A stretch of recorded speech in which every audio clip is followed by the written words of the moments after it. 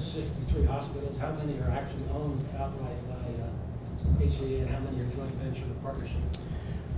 I'm not going to be able to give you the exact number. Maybe Jeff Stone's quicker on his feet. There are, most of them are owned outright by HCA. There are a number of joint ventures throughout the country. Some of them, where I showed the slide on the foundations, like Health One is a joint venture, Denver. Methodist is a joint venture. San Antonio. Yeah, San Antonio, Oklahoma, yeah. Joint venture. What am I missing, Jeff? There's probably 6 total Tulane, joint ventures, but HCA manages all of those ventures. Joint venture. And has equal governance at least on all of those. But we'd be more than happy at the appropriate time to give you all the joint ventures, and if you the contact names of those joint ventures, if that were a model that you were interested in knowing more about.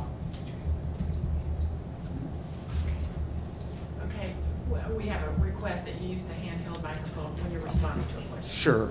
There's one over there. Okay. Oh, right up there. You can lower it.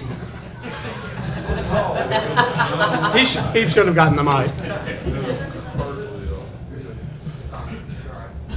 It's on. Okay. Other questions? I have another one. What's the labor situation in organizing? Are you unionized and non-unionized? We do have X number of union shops throughout the state of Florida, and I'm not going to be able to give you the exact count, mostly with the SEIU. So we do have union activity in our facilities, but frankly, it's for us has really not been an operational issue over the years that we've have been unionized, and that probably dates back to what year? Oh, probably the first one we had. I'm sorry. Probably within this division, the first union shop we had was probably about 8 or 9 years ago, and I think that was the Teamsters up in Bayonet Point. But again, as Chuck said, no real operational issues with them at all.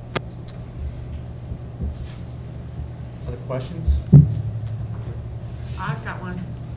Why should we choose you? I mean, you give us a lot of little information, but in 25 words or less, why should we choose you? Well, I think first, the size of the organization is going to allow you a lot of leverage as you move forward in time. Being an independent hospital, you're going to have to align yourself, as it seems as though you're thinking through, with a larger organization. I think our size, our scope across the clinical areas, across the information areas, using the knowledge across many facilities, not just a handful of facilities. Additionally, I think I would think that our position is going to be very different than maybe others in the market in terms of what we would want to do here. I mean, I'm going to be in a position to. I want to be in a position to grow this hospital, add the services and the resources to be a full-service community hospital. I will tell you in advance, my interest is not to move Open Hearts down to where I have an Open Heart program.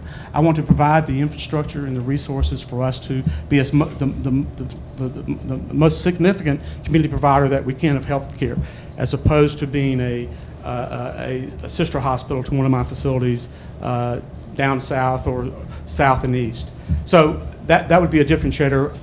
I want to add resources. I want to add services. I want to grow as much as we can in terms of taking a greater market position. I think that our structure, our size is very important here in terms of being able to leverage in the future. And I think we've just demonstrated that we do have that. And I think our focus on quality, the things that we can bring, because we have so many examples of what is working in other institutions, and our ability to duplicate those here would be a big plus to you. Hey, Chuck, let me just add one thing from a division point of view. I think what you get with us, I mean, you think of HCA, you think of this huge organization with 168 hospitals, and no one wants to get lost in that organization. And I can tell you, out of the 16 facilities that we have in our division, and the same goes for the other divisions, each one of those is a separate entity unto itself. They operate separately.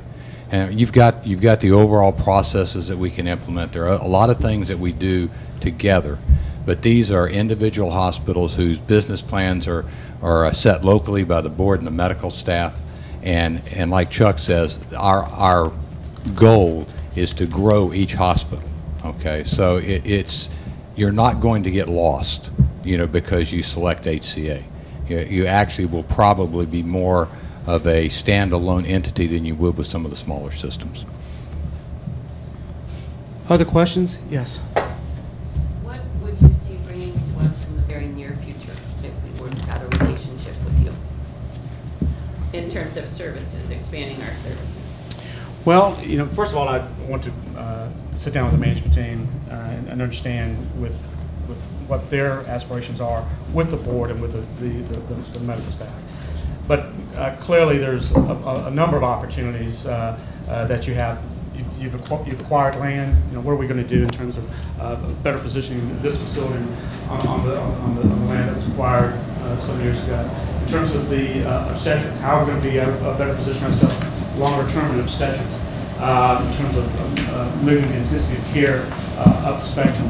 I think if I recall your statistics, Richard, you're around 1,100 deliveries, somewhere in that ballpark. When are we going to be able to move to level 2 and level 3? What's the our willingness of our management team and the medical staff to work with us in growing our obstetrical and neonatal services? It's really, I need to hear from the management team before I start making those guesses as to what we would do. I would come back and underscore something that Dan said. We're going to want to grow.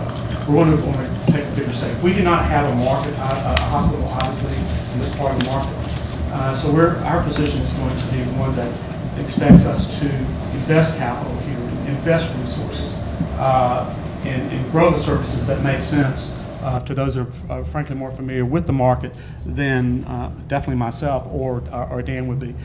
Richard, his team, the medical staff, in terms of what makes sense for this facility. At what point would we be able to, great that you've started the STEMI program, but candidly, what's the next step? When would we be looking at developing an electrophysiology program in a major way? When would we look at developing an open heart program? How would we grow our pediatric care here? I know you have a pediatric presence, but how could we leverage that in this marketplace? But I'm not going to make that call, but all those questions would be questions we'd be asking as to, okay, what's our next move in the market in terms of those services? What does the community need? Where's an underserved area that we can fill a gap for the community? Do you have relationships to transfer critical cases from your local hospitals? Yes, and it's going to vary based on, yes, we have those relationships in place where we can transfer, as you do, to obviously non-HCA hospitals where that service is required. In fact, as with most hospitals throughout the state of Florida, that's occurring each and every day. We hopefully will be in, we hopefully are always moving our level of service to a point where that we're more prepared to take care of the bulk of the patients that are coming to our emergency room. As you know, we're advancing trauma care in a number of the markets we're here in the state of Florida. A lot more announcements about that in the future. One of the big agendas and items that, not to get off on another 20-minute discussion, that Mike and I are working with our management teams in our hospitals. Pediatric care. All of our hospitals in the state provide pediatric care. Even though I may not have a quote-unquote PEDS unit, 20% of the ER volumes that come through our hospitals, roughly each and every day, are kids. How can we best provide care to those kids that are coming to your hospital, coming to our hospitals, even though I may not have a pediatric ICU unit? How can I best provide pediatric care to those children that are coming to our facilities? Structure around that. But again, I would defer to the management team and get their input. Let them see what is working in our other hospitals where we maybe have taken a different strategy, a different approach, other services that we've offered that perhaps would fit well in this environment. Okay, one last question. As far as a capital investment, what would you be looking at to come in and be a big partner with us? Well, first we would, as hopefully the discussions move forward, we need to understand, what the structure is that you're looking for. Or is it a joint venture structure, or is it a divestiture structure, or what is the structure that the board and the management team is looking for us to entertain? And frankly, until I better understand that, what your intentions are and what you would like to do, what you would like to accomplish with the partnership or whatever structure, it would be difficult for me to respond to. for your time. I know that it was very limited, and we appreciate you getting through everything that you did. Again, thank you very much for your attention and allowing us to present this morning. Thanks.